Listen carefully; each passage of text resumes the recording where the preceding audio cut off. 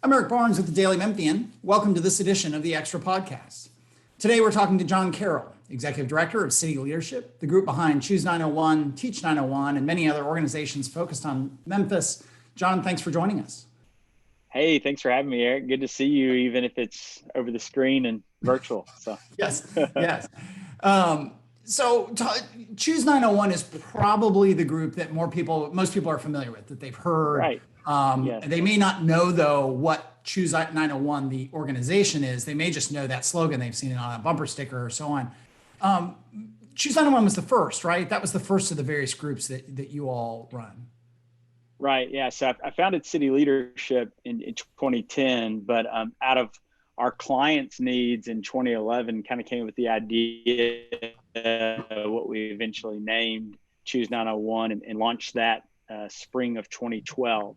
And so, Choose 901 is a campaign to help promote Memphis as the premier city in our country to invest and enjoy your life. And so, we wanted people that wanted to be here, making a difference with their lives and allowing their work and their passions to be helping others. But also people want to have fun while they're doing it. And so a lot of people didn't know about all the specific ways that they could actually have a career or have a significant way of giving back here in the city. And so we were promoting that locally and nationally.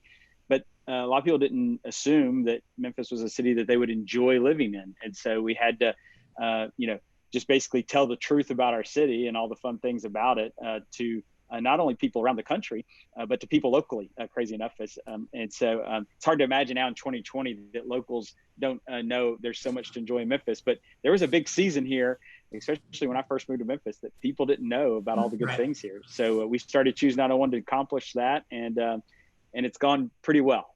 Yeah. When did you move here? Because I forgot you and I are both transplants.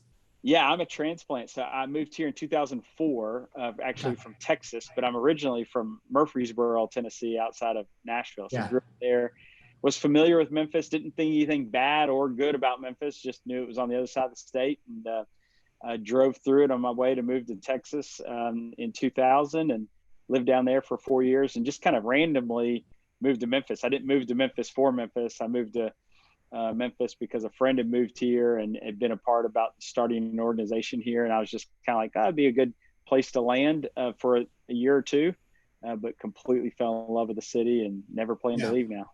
Yeah. It is interesting, so I've been here now, I think this is 25 years this summer. So very much my adopted home. I'm not a transplant anymore. But there was that period of Memphis being hard on Memphis. I mean, Memphis was its own worst enemy. And it does seem like Choose 901 was part of, it wasn't the thing, but it was very much a part of the people who like me, who moved here and thought, oh, this is a great place to be. I don't understand why people are down on it. It's got problems, but every place I've ever lived has problems. Yeah. Choose 901 kind of, as you articulate better than I will, kind of gave people something really simple to latch onto that, really resonated more, more even than maybe you realized it would, right? What was that moment? Was there a really important focus group research-based process to come up with Choose 901, or was it you and a couple of people going, what sounds good? Choose 901. But it resonated and still resonates in a way that tapped into something beyond the website and beyond what you all do. Yeah, it's honestly, how big it is now is beyond what I've ever kind of imagined would be, and even what it even needed to be for the city. What the city was wanting and clamoring for. But like you, I moved here 16 years ago this week, and I always say is that I never knew anything bad about Memphis till I moved to Memphis and met Memphians. I moved here, and people would be like, "Oh, why did you move here?" Right. and it was Memphians who are always saying like, well, don't you know that there's a lot of crime? I'd be like, wait a second, you live here? Like what? I didn't know any of these things till I got here. And I just experienced the city in a totally different lens. I always say is that I grew up in a small town that was much more like Mayberry. And, everybody knew each other, but there was nothing to do. And I grew up outside Nashville. When I was growing up, 80s and 90s, no one went to Nashville. There's nothing to do in Nashville. Nashville was boring, and then I got to Dallas. and there was everything to do, but everywhere you went, you were a stranger. You were in this gigantic city, big city amenities, whatever, but there was no community. And when I got to Memphis, it was just this harmony of both these things, right? I mean, you had big city amenities, everything you could do, but it had this hometown feel where you could walk into a coffee shop and you could see your friends, and you couldn't go down the street without bumping people. You couldn't go to Grizzlies game without, you'd get late to your seats because you had to talk to everybody. And so having the hometown feel, but these big city amenities is such a unique and special thing that not many cities in our country have. I mean, it's a very, very unique space that Memphis gets to have. And so I really enjoyed it. And what I found was when we started Choose 901, it really was, I'd started city leadership as a consulting agency to other nonprofits. And we had a bunch of partners, a bunch of clients who needed to recruit college graduates to fill the roles. We had about 300 collective jobs from Church Health Center, Memphis Teacher Residency, Teach for America, Youth Villages.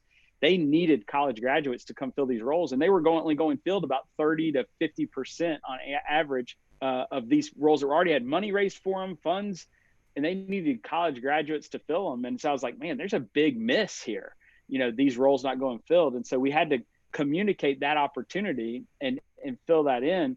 And so we did it to convince Memphians to come back home and or to stay here instead of going somewhere else after college, but also other places around to come here.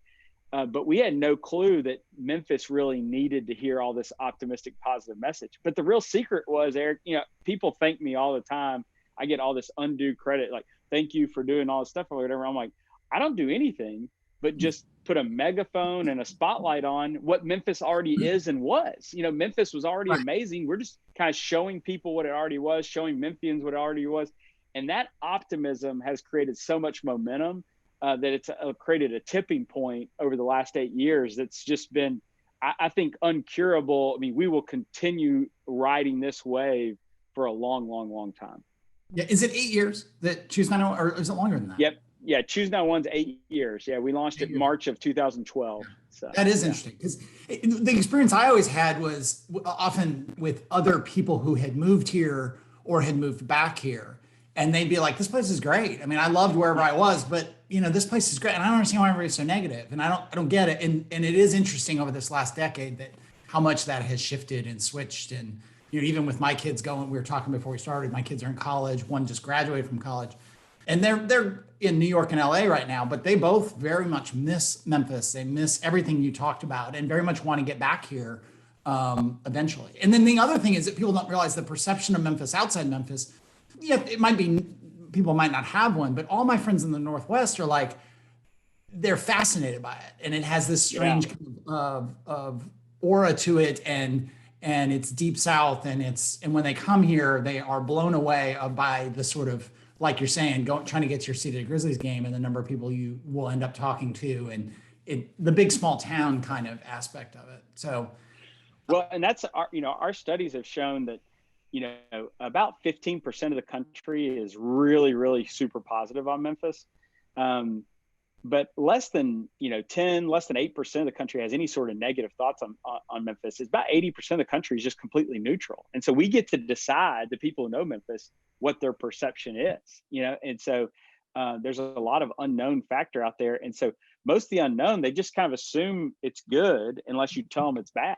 And so there's been a lot of opportunity to shape that. And what we've seen is that we've had to win over locals, and that process has really happened. In fact, 8 years ago, about 35% of Memphis felt optimistic about the city's future.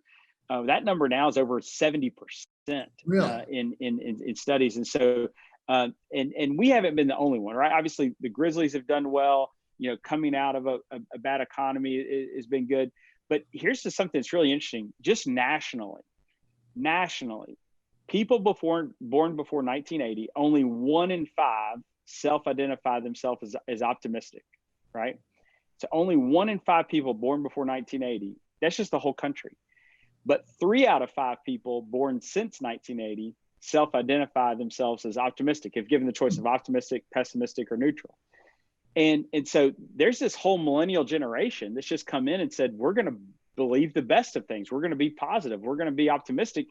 And as they've come in, what we've realized is if Memphis doesn't portray itself as a place where optimism can flourish, then we're going to push away talent. That talent's naturally not going to come back here and be a part of the city. They're going to go someplace where they can view themselves as that. And so if we didn't view ourselves to be able to host optimism, we weren't going to get it. And that was going to continue the pessimism, which pushes away. Pessimism naturally pushes people away. Optimism naturally brings people in. And so we had to be able to win the optimism battle. And that was really the goal of the first 10 years of city leadership, was to help nonprofits do their work well and make sure the city felt that it was overwhelmingly, that the population felt that this was an optimistic place for them to live and flourish and invest and enjoy their lives. And that was kind of the first 10 years of my professional career in this kind of nonprofit world. So let me, I want to come back to some of the other affiliate groups that have been born out of a lot of what you talked about, but let me do a quick reminder that the Extra Podcast is one of many weekly podcasts we do at the Daily Memphian,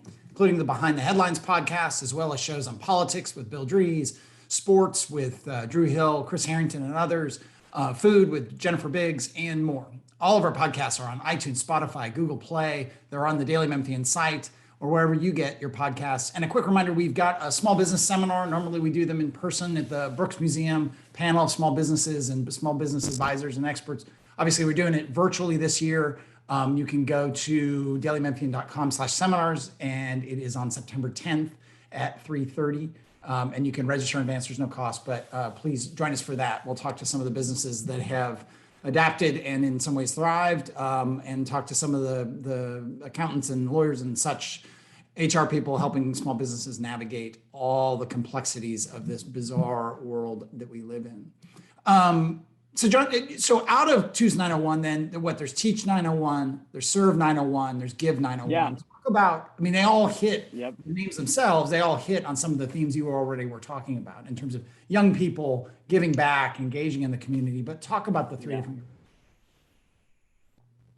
Yeah. So to understand those, you got to understand, like, so city leadership exists to recruit, develop, and catalyze leaders for the city of Memphis, and we focused on nonprofits as a place where, you know, we figure if we make the people better working on the front lines of the work of our city, then you know, those areas get better and different kind of stuff. And so all these campaigns have started as conglomerations of being able to help our nonprofit, educational, you know, government partner clients to be able to, you know, succeed in their work of helping others, and specifically around addressing issues of systematic racism, inequities, social justices, and a big piece of it is obviously fighting long-term effects of poverty around that kind of stuff. And so city leadership is, as much as it's known in the nonprofit world, most people in the city will never know what city leadership is. I mean, a few more people will find out, you know, through this podcast, that kind of stuff. But we're, you know, that's not the people we serve, right? We serve not the nonprofit world.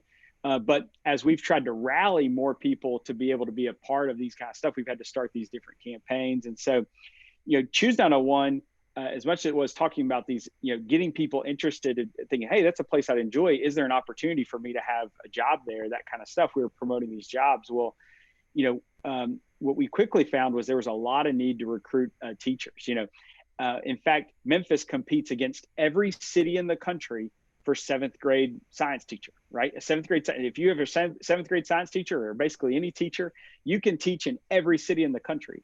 And so if you can't get that teacher here, they can go anywhere they want to teach. And what we found is that in Memphis, there was a real big competition to be able to get great teachers into schools, and, you know, great teachers create great schools. You don't have a great school without a great teacher, right? And so, and our numbers, just in our original 300, over half of those were involved around education, and we got asked to do even more recruiting around education. And so what I found was pretty quickly is that Choose 901 was going to be a little confusing to the larger communication, as if we didn't separate Teach 901's real teacher need. And so we recruit about 600 teachers to Memphis every single year. We're the largest single municipality teacher recruiting system in the country. And so we have created a conglomerate where we market these jobs and we get them in through our Teach 901 stuff. And so we had to create that, or it would have really washed over Choose 901 and created a lot of market confusion. So we created that process, and that really helped. And then before I even actually created Choose 901, we used to have what's called Memphis service experiences. This was from my days back in working in the college world. I worked at a college in Texas, and had done a lot of, I'd been a college student, worked with a lot of college students over time, and recruited a lot of college students. And we had always done these service trips out. And when I got to Memphis, I thought one of the ways to help Memphis was bringing trips in. So we would try to get college groups to come here for spring breaks, summer, fall break, and work with local nonprofits. And we rebranded that as Serve 901. Because one of the things we found is if we're going to get college students to move here, if they've never experienced Memphis, it's very unlikely you're going to move to a city you've never been to when you graduate college. The statistics on that are just minuscule. And so, so what we needed more students who were thinking service oriented to experience Memphis in a positive way, to help them think about it and spread the news that Memphis is a positive place. And so we have over 1,000 college students come and do over 30 hours of community service every single year, each one of them individually. So tens of thousands of hours happening in community service. We have a bunkhouse over in Midtown that can house over 100 people at a time. And so we're packed at spring breaks, fall breaks, and during summer. Hang on. You have a bunkhouse in Midtown? I have a bunkhouse in Midtown we got to focus on. And second, did you say 150 people? Yeah, we can house 114 people at a time in a bed. And then we've got some extra mattresses we can throw around. But we've got a gym and access to a big chapel area and a big kitchen. But I mean, it's beautiful. I mean, you should go on Serve 901 website and check it out, and you can see the videos. But it's really, really cool, really well laid out. And each bed's got its own plugs and outlets and shelves and storage for backpacks and all that kind of stuff. And the bathrooms are real nice. So I mean, it's really upscale. We used to have people just sleeping on floors of gymnasiums at churches all over the place. Churches have been great, hosting people for years, but they're kind of our overflow system when we'll have those 200, 300 person weeks now. But I mean, Serve 901 got crazy. I mean, there was a couple of weeks there, back in the day where we were hosting, 2,500 college students in 1 week. I mean, wow. We were renting out the Orpheum for 4 days straight, hosting large groups and doing service projects around the city. And so that was kind of the beginnings of Choose 901. We used to host people there. They do these big service weeks, and all the breakout session or all the booths that were there, when you'd come to this conference in Memphis to do all these service work, every booth was basically offering a job, a summer job, or an internship in Memphis. That we wouldn't allow any other booths there. And so it was our big kind of Trojan horse to get people to think about Memphis. And that was actually kind of a break off before we started Choose 901. And then Give 901 is our corporate giving program where we connect corporations to being a part of the story of Memphis, of really addressing inequities in education and addressing poverty issues, where we tie corporations where they can do a payroll deduction process.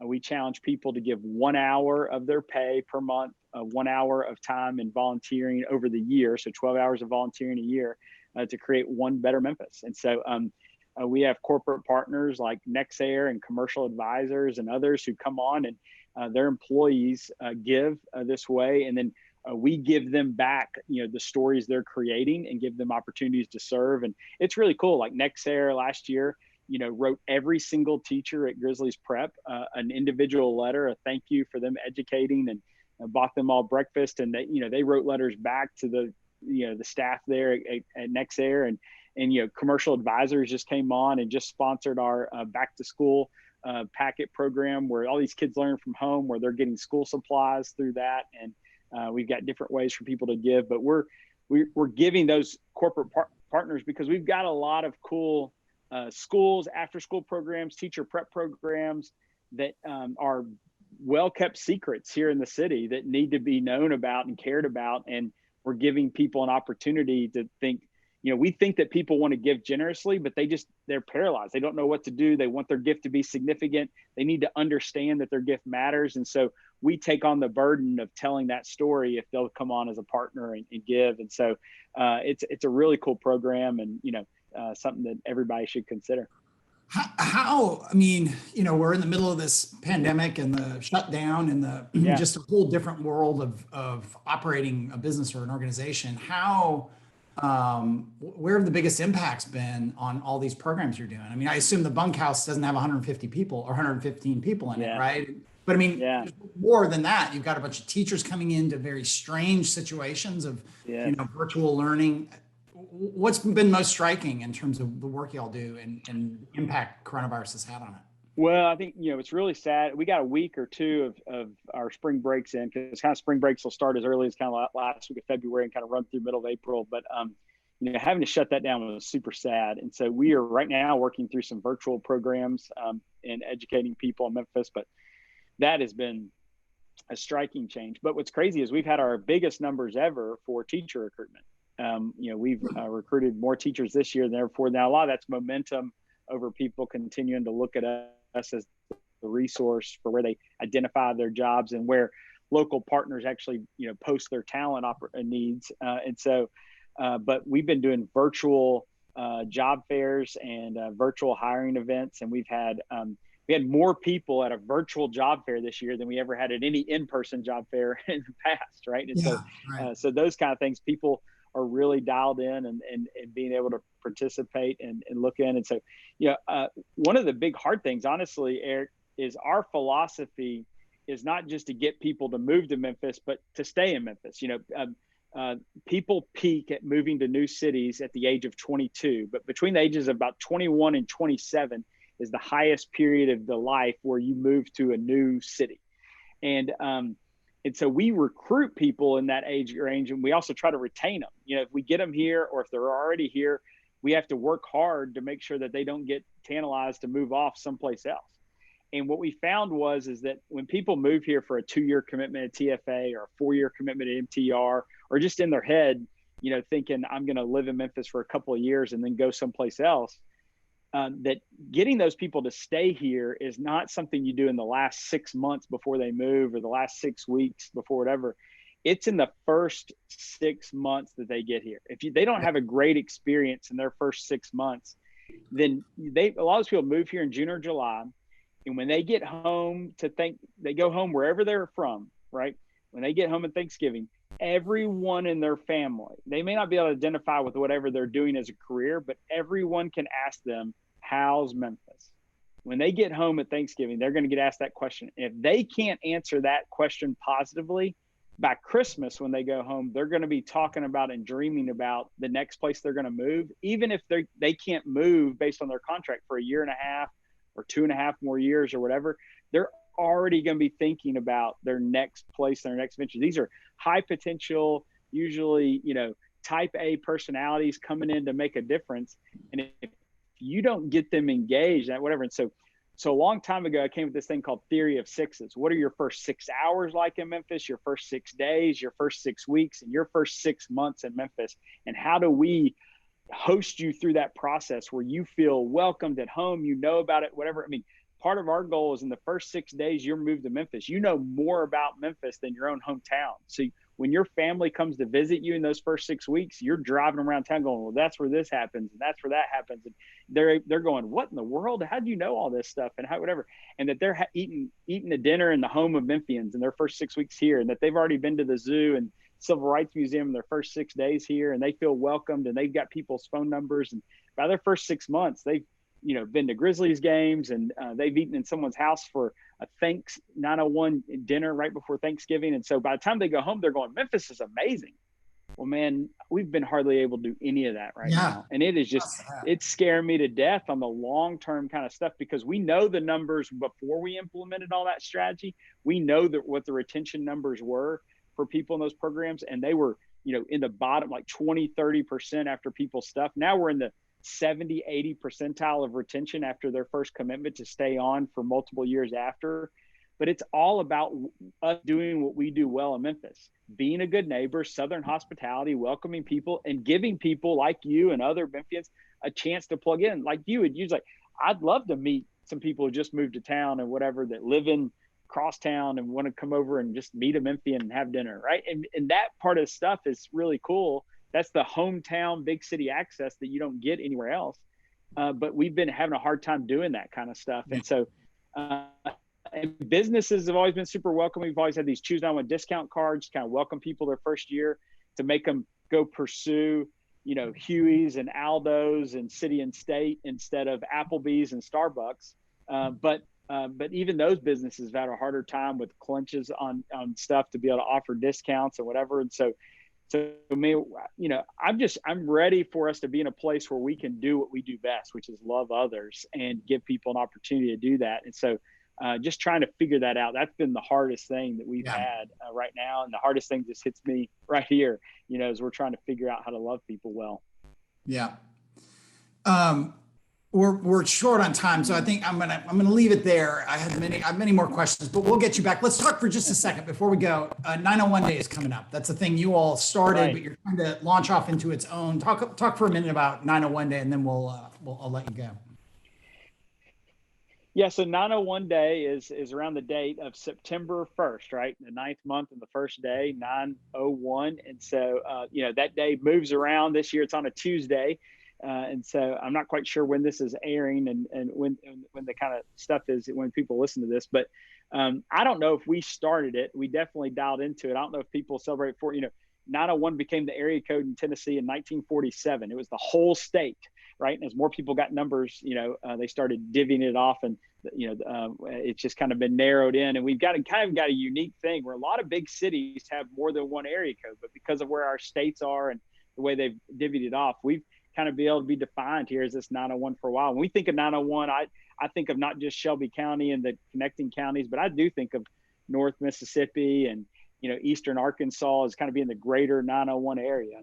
But it's just a time to celebrate all that's here, and I think about it in the same way that we think about other national holidays or other holidays throughout the years. It's a time to really honor and celebrate what we're doing and do a little bit extra. And so what we're hoping to do is continue to be a guide where Memphians can pause and just enjoy the city they live in, enjoy their neighbors, and celebrate what happens here. And so, and great ways to celebrate don't just include, ordering local food or hanging out with friends and just being, a toast and glad that you're, Memphian, whether that's with some Old Dominick's or some Wiseacre or whatever.